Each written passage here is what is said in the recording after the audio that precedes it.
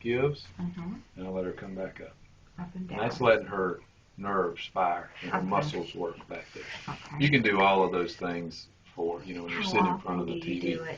We do this probably 15, 20 minutes twice a day. Okay.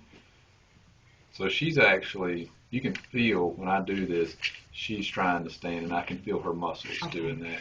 So she's not unlike the hundreds of other dogs that I've done. So don't be alarmed that we're here.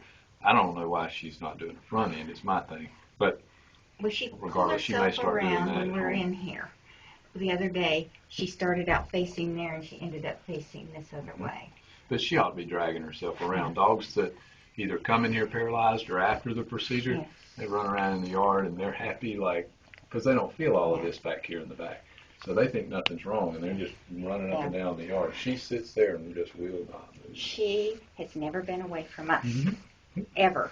And I think that's part of the... Her right one's better than her left. Okay. She's actually pushing herself to the right side here.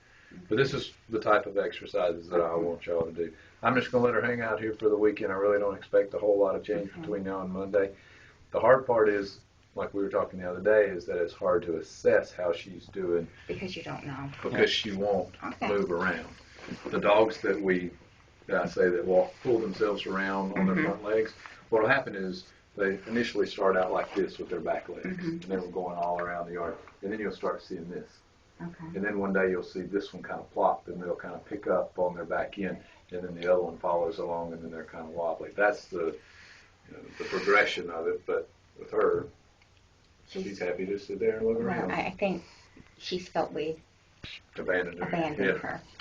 And I totally agree. I think getting her at home, she's probably going to be a little different. The other day we noticed she'd sit here like that. I went over and opened the door, her ears straight up. She moved herself like, I'm coming to. Right. Just, I don't know if she'll do that. You want to go? You want to go? See? Well, that's good. I mean, that's more than she does here. Yeah. I think.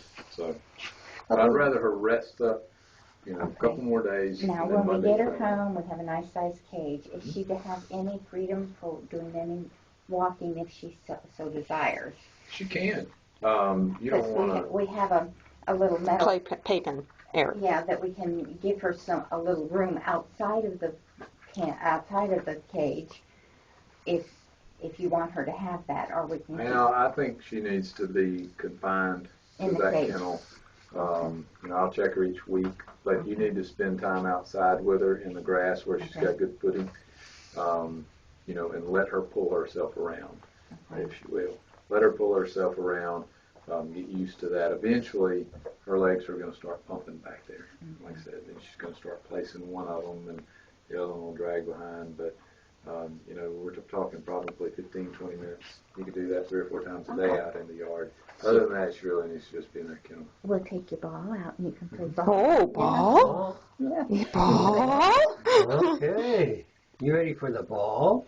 Yes. It has a handle on it, and she carries it like a basket. Yeah. Okay. Yeah.